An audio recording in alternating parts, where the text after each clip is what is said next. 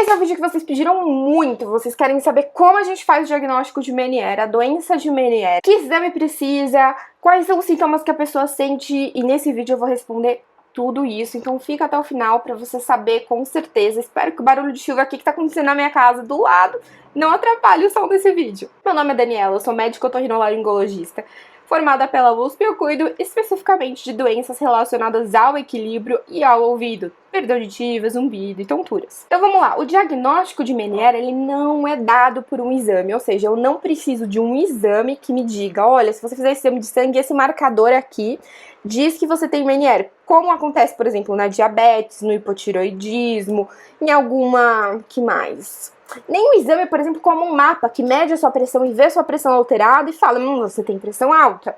Não, o Meniere a gente tem o diagnóstico através do conjunto de sintomas que a pessoa sente e um exame sim é importante, mas tem que ter o todo, não adianta só ter o exame, tem que ter o exame mais os outros critérios, é critério que a gente chama, então para você entender, critério é como se tivesse um checklist de coisas que a pessoa tem que preencher pra gente dar esse diagnóstico pra ela. Ah, então é simples dar o diagnóstico? É só preencher um checklist? Não, porque o último do checklist é o mais difícil.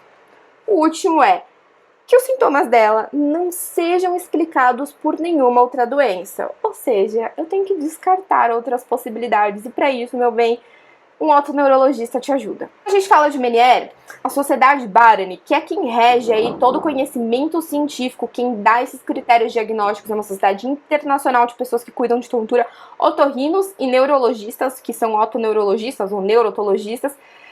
Eles fazem aí um artigo pra gente detalhando tudo certinho, e é a partir daí que a gente segue. Então é só pra você saber qual é a literatura científica que eu tô utilizando pra te contar isso. E a gente diferencia entre Meniere provável e Meniere definitivo na hora do diagnóstico, ou seja, eu tenho alguns sintomas que não fecham, não dou certeza, ou seja, é Meniere, que é o Meniere definitivo, então eu mantenho a pessoa na hipótese diagnóstica, que é o Meniere provável. Vou começar falando aí, então, do Meniere provável. Critério A. 2 ou mais episódios de tontura ou vertigem. Tontura é caracterizado por essa sociedade Barani como qualquer sensação que tire a pessoa do seu equilíbrio. Não precisa ser uma tontura que rode, não precisa ser uma tontura que faça desmaiar. É uma sensação que tire a pessoa do equilíbrio. Ou vertigem, ou seja, vertigem para Barani significa que a pessoa tem a ilusão de estar em movimento, ela ou o mundo em movimento, é isso que significa vertigem.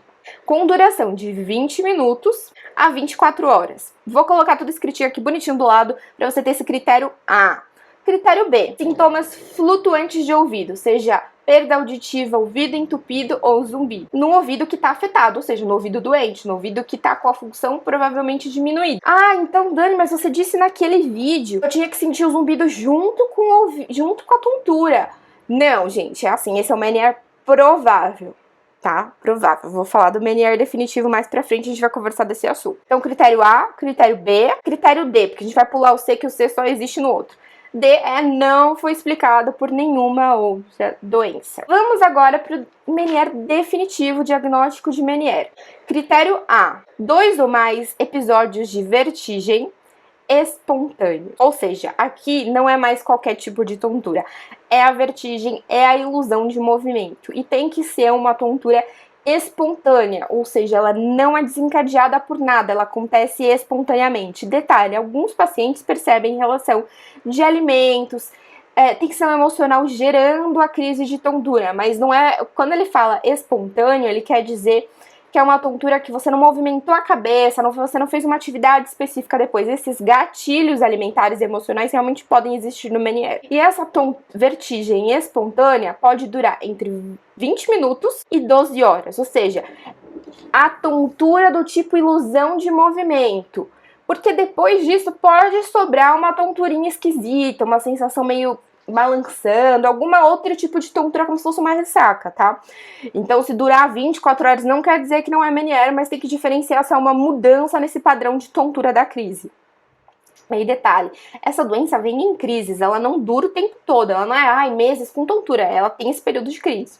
Então, critério A, vamos pro critério B. perda auditiva neurosensorial de baixa e médias frequências, documentada em exame de audição em uma orelha, definindo então qual é a orelha que está alterada, que está doente. E esse exame tem que ter sido feito em pelo menos alguma das ocasiões da crise de tontura da pessoa, ou um pouquinho antes, ou durante a crise, ou um pouquinho depois. Eu já sei que alguém já me perguntou até isso uma vez, mas como a pessoa vai fazer esse exame no meio da crise, tem que passar no médico, fazer o pedido. Geralmente a gente deixa a pessoa com o pedido não datado para fazer o exame, quando percebe que já muda o ouvido, já fica com o ouvido entupido, já fica com zumbido, fica com alguma tontura leve, ou para fazer esse exame um pouco depois da crise. E isso é mais fácil quando a pessoa tem um convênio, quando ela tá fazendo esse exame particular. Com certeza é mais fácil se a gente fala isso em SUS. Isso é muitas vezes impraticável ter essa documentação. Mas o convênio, às vezes, dependendo do convênio, a pessoa consegue fazer um encaixe desse exame, porque não é exame, a audiometria não é um exame que demanda muito, é um exame que é feito rapidamente, assim, mais ou menos uns 15 minutos. Critério C, sintomas flutuantes de audição, perda auditiva, zumbido, ouvido entupido naquela orelha afetada, na mesma orelha que a audiometria está mostrando a alteração. Então, por exemplo, a pessoa do Meniere definitivo começa o esperado, o usual, o comum. Ela começa sentindo o ouvido entupido, aí depois ela sente o zumbido e depois ela sente a tontura. Esse é a marcha comum de sintomas. Entre a plenitude, o ouvido entupido e o zumbido, pode ter minutos, horas. Entre o zumbido e a tontura, pode ser minutos, horas. Isso varia de pessoa para pessoa, tá? Já vi paciente que demorou de um dia para o outro para aparecer a crise de tontura, já vi pacientes que demorou 2 horas para aparecer a crise de tontura e 20 minutos. Então isso varia de pessoa para pessoa, não tem uma temporalidade definida pela Barani nesses critérios. E critério D não é melhor explicado por nenhuma outra doença. Então, por mais que eu tô aqui contando todos os critérios para você, você não vai conseguir se autodiagnosticar porque você precisa excluir as outras possibilidades. E as mais comuns de darem sintomas parecidos são a enxaqueca, alterações metabólicas como hipotiroidismo, pré-diabetes e diabetes, até mesmo a resistência à insulina pode parecer muito com o Meniere. E não só pode parecer, como piora o Meniere se você tem mesmo ele. Então é uma coisa que a gente vai cuidar de qualquer forma. E o exame de audição alterado, né? Eu falei o critério B ali, você deve ter falado Vou explicar o que é isso. No exame de audição, vou colocar uma foto de um exame de audição de um paciente com Meniere aqui que eu tirei do site de um otorrino. Vou colocar aqui embaixo quem foi para agradecer essa foto, porque não posso colocar de um paciente meu, porque eu estaria expondo um paciente meu, ele colocou do dele sem colocar o nome, eu vou aproveitar o exame dele. Esse paciente, que você vai ver aqui, ó, aqui em cima a gente vê os tipos de som. O que é tipo de som? A frequência pode ser grave, ou seja, um som grosso. Ela pode ser aguda, ou seja, um som fino. Então aqui 250, 500, 1000 é mais ou menos um som grave. Então pensa assim que o apitinho seria um pó. Vou fazer aqui uma onomatopeia. 2.000, 3.000 é um som, uma frequência média. 4.000, 6.000, 8.000 são frequências agudas. Então seria um pi bem agudinho que a pessoa ouviria no exame de audição. Nesse eixo aqui, Y, né, o eixo Y, o eixo X, então é a frequência de som, o eixo Y é o volume do som. E você vai falar, mas tem negativo, o volume tem negativo. Então isso é nível de sensação sonora, é um cálculo que a gente faz para nível de sensação sonora. Faz de conta que não tem negativo, não tem zero, tá bom? Para você entender, para não dificultar a nossa vida. E aí, o que eu quero? Eu quero que para todo mundo isso fique acima de 20 decibéis. A pessoa ouça em 20, 10, 15, 5, em 0. Eu não quero que ela ouça mais de 20 decibéis. Se ela tá ouvindo com 25, com 30, a gente já considera isso perda auditiva. A perda auditiva, ela não precisa ser... é coisa complicada para explicar agora. Perda auditiva, a gente só dá o diagnóstico pro paciente, você tem perda auditiva, quando a gente faz um cálculo, que é uma conta. A gente faz uma média entre a frequência de 500, 1.000, 2.000, 4.000, divide isso por 4, e se for mais do que 20, a gente diz que a pessoa tem perda auditiva, se for menos que 20, a pessoa não tem perda auditiva. Mas você pode ter uma perda isolada numa frequência só e ainda ter globalmente a sua audição normal. Deu pra entender? Fecha parênteses, nesse caso, esse paciente... ele tem aqui no azul é o ouvido esquerdo, vermelho é o ouvido direito. No esquerdo ele tem uma perda auditiva em sons graves, em sons de baixa frequência e média frequência, como eu disse lá na caracterização.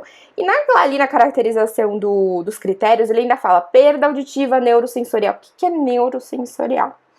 Você repare que nessa parte azulzinha aqui tem um quadradinho e tem um colchete aqui. Eu vou colocar um quadrado. Como é que eu desenho quadrado? E aí tem um colchete. Esse colchete, se você fez o exame de audiometria, você vai entender. Na hora que a fonoaudióloga fez o exame, ela fez o exame com um fone de ouvido e deu som pelo fone de ouvido e você ouviu por aqui. Teve uma hora que ela deu som pelo osso aqui atrás e vibrou. É porque a gente tem a capacidade de ouvir pela vibração desse osso aqui, que é onde esse osso aqui é onde está a cóclea. Se vibra esse osso, a cóclea tem uma capinha óssea e vibra e você consegue ouvir igualzinho você ouve por aqui. Inclusive, é um dos tratamentos para quem não tem esse buraquinho para ouvir, nasce com essa malformação. A gente coloca um negócio aqui que faz vibrar e a pessoa ouve. É impressionante, eu sei. Muito legal. Eu não faço a cirurgia, mas eu acho muito sensacional toda essa física por trás.